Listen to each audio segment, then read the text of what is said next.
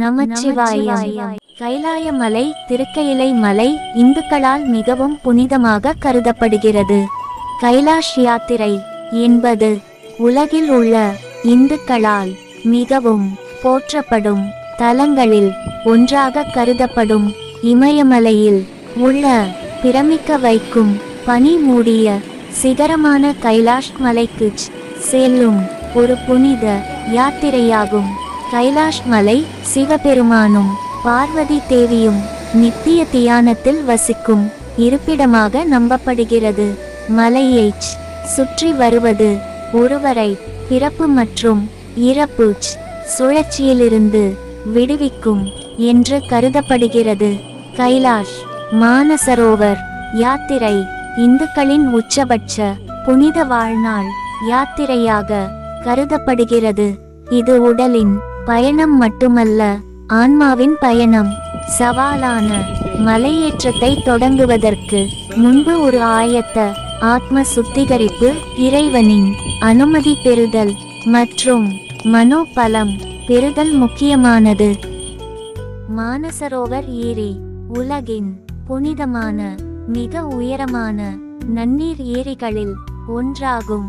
சமஸ்கிருத வார்த்தைகளான மானசா மனம் மற்றும் சரோவரம் ஏரி ஆகியவற்றிலிருந்து பெறப்பட்ட பெயர் பிரம்மாவின் மனதில் இருந்து பிறந்த ஒரு ஏரியை குறிக்கிறது. இமயமலையின் பின்னணியில் அதன் ஆழமான நீல நீருக்கு பெயர் பெற்றது. பக்தர்கள் ஏரியை சுற்றி வரும் புனித பரிக்கிரமத்தை செய்ய இங்கு வருகிறார்கள். இது 100 ஆயுட்கால பாவங்களை நீக்கி சுத்திகரித்து ஆன்மீக பலனை தரும் என்று பக்தியோடு நம்பப்படுகிறது. ஓம் நமச்சிவாயம். கைலாஷ் யாத்திரை. கைலாஷ் யாத்திரையில் பொதுவாக கைலாஷ் கோரா அல்லது பரிக்கிரமா என்று அழைக்கப்படும் மலையை 52 கிலோமீட்டர் தூரம் வலம் வருவது அடங்கும். இந்து புராணங்களில் கைலாய மலை 4 முகங்களை கொண்டதாக விவரிக்கப்படுகிறது. ஒவ்வொரு திசைக்கும் ஒவ்வொன்றும் வெவ்வேறு பொருளால் ஆனது. அவை தங்கம், படிகம், ரூபி மற்றும் லாபிஸ் லாசுலி. இம்மலையின் 4 முகங்கள் வடக்கு, தெற்கு, கிழக்கு, மேற்கு ஒவ்வொன்றும் தனித்துவமான அடையாளங்களை கொண்டு. வடக்கு வாமதேவ முகம் சிவபெருமானின் வாமதேவ பக்தியை குறிக்கிறது. தெற்கு அகோர முகம் அகோர அம்சத்தையும், கிழக்கு தத்புருஷ முகம் மறைமுகத்தையும், மேற்கு சத்யோஜாத முகம் அம்சத்தையும் குறிக்கின்றது. மேற்கு முகம் என்பது யம துவாரில் ஆன்மீக சுற்றுக்குள் நுழைந்தவுடன் சிவனடியார்கள் அனுபவிக்கும் கைலாயத்தின் முதல் பெரிய காட்சியாகும். இது கருணையின் வாக்குறுதியையும் வரவிருக்கும் நீண்ட பயணத்திற்கு வழிகாட்டும் இருப்பையும் குறிக்கிறது. கைலாய மலையின் மேற்கு முகமானது இரக்கம் மற்றும் கருணையின் பார்வையை கொண்டுள்ளது. இது சிவனடியார்கள் கடினமான பரிக்கிரமத்தை தொடங்கும் போதே பார்வைக்கு வருகிறது. தெற்கு முகம் உலகின் தனித்துவமான கருமையான பாறை மற்றும் பனி படர்ந்த வடிவத்துடன் கூடிய உலகின் ஆன்மீக மையமாக உறுதிப்படுத்தும் ஒரு கட்டமைப்பு. தெற்கு முகம் கைலாய மலையின் மிகவும் அடையாளம் காணக்கூடிய மற்றும் பார்வைக்கு இன்ப அதிர்ச்சியூட்டும் அம்சமாகும். இது கிரிவலம், பரிக்கிரம தொடங்கும் சிவனடியார்கள் பாரம்பரியமாக மதிக்கப்படும் முகமாம். இது தெய்வீகத்தின் ஆரம்ப மிகப்பெரிய பார்வையாக செயல்படுகிறது. சவாலான பயணத்திற்கான பணிவு மற்றும் பக்தியின் தொனியை அமைக்கிறது. வடக்கு முகம் என்பது கைலாய மலையின் மிகவும் ஈர்க்கக்கூடிய மற்றும் பார்வைக்கு கம்பீரமான முகம். இது புனித கிரிவலம் அனுபவ நடைப்பயணத்திற்கு தங்களை அர்ப்பணித்த சிவனடியார்களுக்கு சிவனின் ஆசியை வழங்குகிறது. கைலாசத்தின் புகழ்பெற்ற வடக்கு முகம் கண்ணை பறிக்கும் பனியால் நிரந்தரமாக மூடப்பட்ட வானுயர்ந்த கருமையான கிரானைட் மலை தொடராக வானத்தில் ஆதிக்கம் செலுத்துகிறது.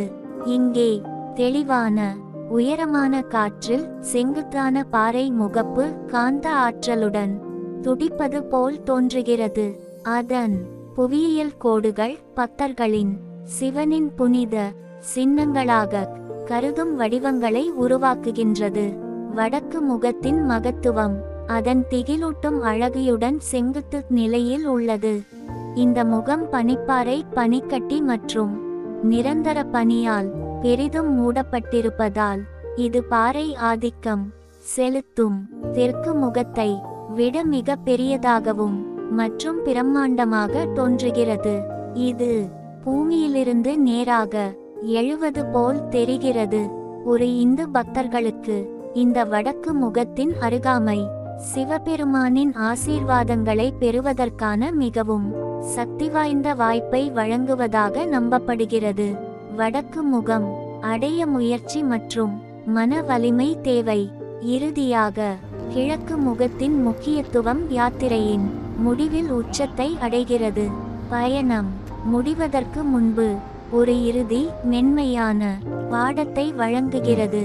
இது ஆன்மீக ஞானத்தை அடைய அல்லது உயர்ந்துண்மையை நேரடியாகுணர தேவையான பெரும் சிரமத்தை குறிக்கிறது. இது கடுமையானது, தொலை தூரமானது. இந்த பயணத்தின் உச்சக்கட்டம் 5630 மீட்டர் அடி உயரத்தில் உள்ள டோல்மா லா கணவாயை கடப்பதாகும். இது ஒரு புனிதமான குளிர் காற்றுடன் மெல்லிய நுழைவாயிலாகும். இந்த பகுதி பழங்கால இடிபாடுகள், பனிப்படலங்கள் மற்றும் பூவுலக வாழ்வை துறப்பது போன்ற சோர்வூட்டும் அதிக ஏற்றத்தை கொண்டுள்ளது.